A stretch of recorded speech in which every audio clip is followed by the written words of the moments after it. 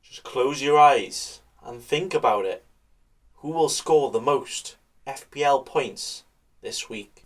Don't be silly, you can't guess that. Nonsense. But what if we dream? Welcome to the Gameweek 3 Dream Team. This is the series. We have a little bit of fun, have a bit of chinwagging, and have a bit of selecting players who we think will score the most points this week in FPL. You can use this as a potential free hit, a potential transfer if you fancy one of the players, or just to try and predict what you think will happen in all of the games. But last week, my Dream Team scored the big, the fat, but beautiful 59 points. Bang on the average, which I guess is not the worst of attempts, saying there's no Captain Dino chosen here either. But actually, it's kind of got carried by the likes of Son and Calvert-Lewin, so maybe let's not pay too much attention to that one and we'll move on. Yeah, cheers. With the actual Dream Team, Kings of the Game Week being this, with only 171 points. What? How does a team manage to get 171 points in a single game week without a captain? Like, if this team captained Son, it would have got 195 points in one FPL week. I don't get that, like 5 weeks. Oh yeah, easy mate, yeah. Which is exactly why we're going to try and predict, whilst having some fun, the Game Week 3 Dream Team. Not sticking to budget rules though, with this. Starting with a Hugo boss himself, Hugo Lloris. Not only does he boss his own backline so well that he hasn't even kept a clean sheet yet this season, but he has currently made the joint most saves so far. Whew. 2 games in, definitely the best keeper ever to exist, right? But this week, himself and the Spursy Spurs Bottle FC play Newcastle, where, not gonna lie lads, is anyone ever gonna keep a clean sheet ever again in this league? There's just goals everywhere. There were only 3 clean sheets from the 20 teams that played last week, and no team has kept 2 clean sheets in a row yet. Like, what? So trying to predict the keeper that's gonna do absolutely bits is just very difficult, apparently. But Lloris may have one of the easier fixtures on paper for not conceding.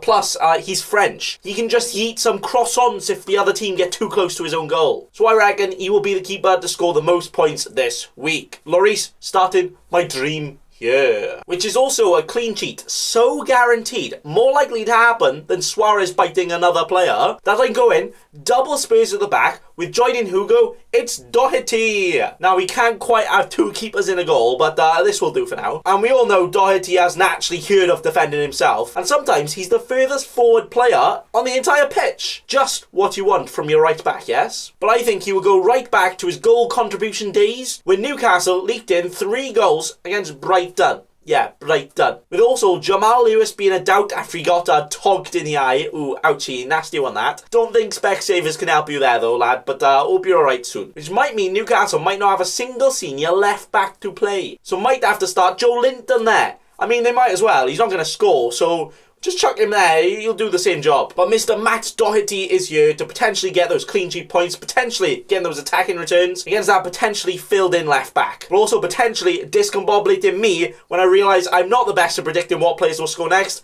as he probably won't end up doing anything. But I'm going for it. With definitely this next pick might continue to make me look like an absolute fool, an absolute geezer, to make it look like I have no clue what's going on. But wait for it, okay? With our next player, even though we aren't going by the budget rules here, he brings the money into his name. It's Matty Cash. Yeah, imagine building a dream team where I can choose any player that exists in the league, and I choose an Aston Villa defender.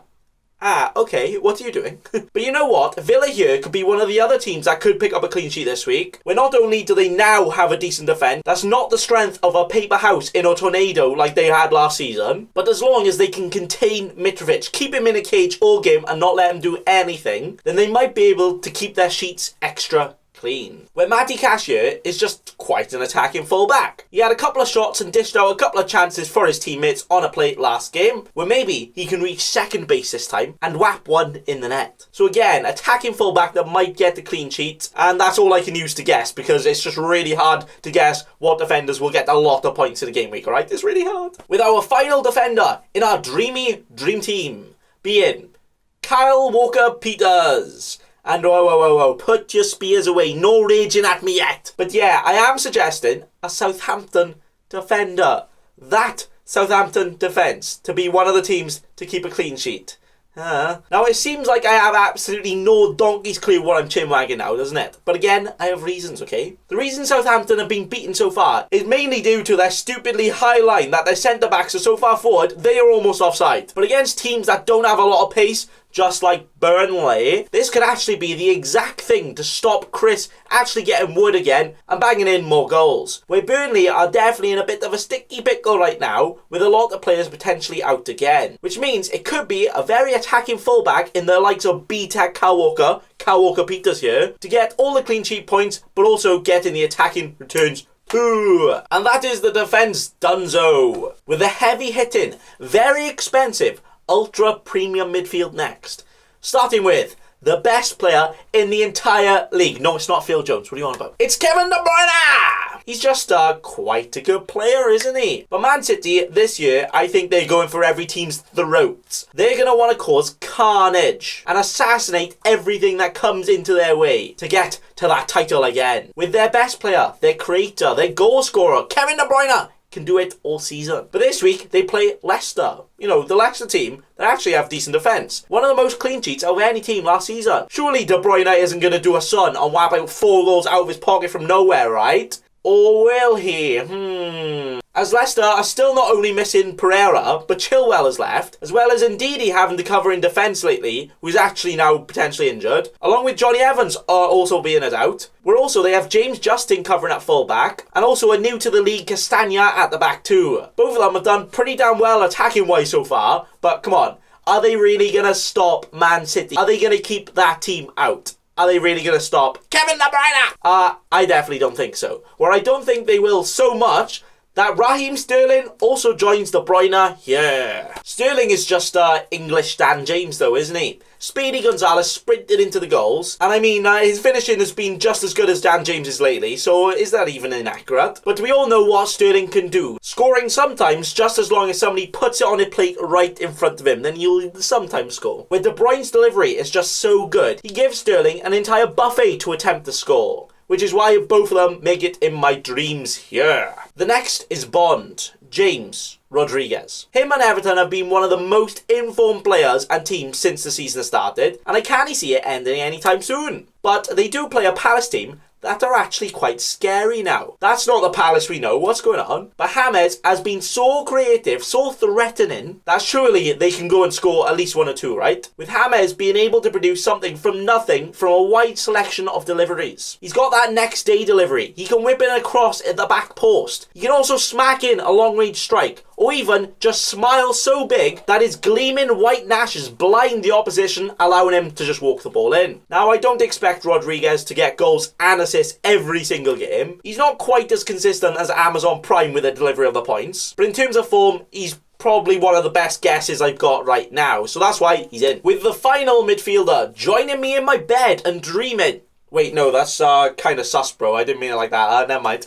But it's Jack Grealish. He's the main talisman, definitely the best player in that Villa team. I mean, the standards are low, but he's pretty good. But he created the second most chances out of anyone in the league last season, only beaten by a certain Ginger Kevin. But now, Villa have made some extra saucy signings around their squad, and should be finishing off their chances a lot more. So against the Championship Fulham defence, surely Villa can score, right? And if I had to put any money on it, I mean maybe 5 pence, I would have to put it on Jack Grealish being somewhat involved. Which is why he's going to score 30 FPL points himself this week, joining my dream team. With our first forward bringing us a nice tune, some music to our ears. Are you ready? It's Harry Kane with You Just Got Kane, you just got Kane, Who's going to cane you? It's Harry Kane. Well, hey, available on FPL iTunes right now. But if there was a forward available right now and ready to go, then it's a Harry Kane that just scored 21 FPL points last time out, against a team that just conceded 3 goals last week, whilst also then potentially missing some of their defenders. So could this be another hat-trick for Kane? Hat-trick of assists apparently. De Bruyne who? Exactly, Kane is going for that assist record. What? How? With our not quite final forward, who could be on for a winner, chicken dinner. It's Timo Werner. He still hasn't scored in the league yet. Didn't realise they signed another Morata. But if he keeps doing his own Bruno Fernandes cosplay and keep winning penalties, then surely when he starts scoring, all of the FPL points will be guaranteed and coming soon. With Chelsea play West Brom next, who have not only conceded 8 goals in 2 games, just a 4 game, but have also conceded the most shots, whilst also missing some of their players now through suspension. So I got a slight feeling the top-heavy, super-attacking Chelsea would like to tease the back of the net multiple times over in this game by scoring all of the goals. And maybe the player that is their main striker, or left winger, what he fancies doing apparently, will wonder why he hasn't scored more than the 5 goals he will get anyway. With our final forward of the Game Week 3 Dream Team getting all of the golassos this week, it's a spicy Mexican, Raul Jimenez. Mr. Consistent Jimenez has already scored 2 goals in 2, but can he make it a turkey and make it 3 goals in 3, maybe 5 goals in 3 with an hat-trick? With this week, he plays West Ham, but if that doesn't sound good enough, David Moyes and a few West Ham players have also been confirmed of COVID. Oh dear. Now first, hope they are all okay, but will West Ham be okay without their manager and their best defender right now? I mean, I wouldn't be surprised if they ended up playing better without David Moyes telling them what to do, but this kind of disruption could be catastrophic for them right now, where surely a very good Wolves team can proper punish them here. And if you had to say who would do that to them, it would be the Mr. Mexican man here first on that list. And if you also had to say who the best ever FPL tuber is to predict all of the top scoring FPL point returning players every week, it's definitely your boy right here, that's right. And this right here, no chance of failing, is going to be the Game Week 3 Dream Team. It just is, isn't it? Yeah, probably not, and it is actually so hard to predict. But you know what, as well as being quite fun, it's also quite good to think who you would actually have in this game. It makes you try and think what you think will actually happen in the games and help you with some of your FPL decisions. So thanks for watching, and remember... Don't be a cheeky scrub. Subscribe to Nathan Bacon right now.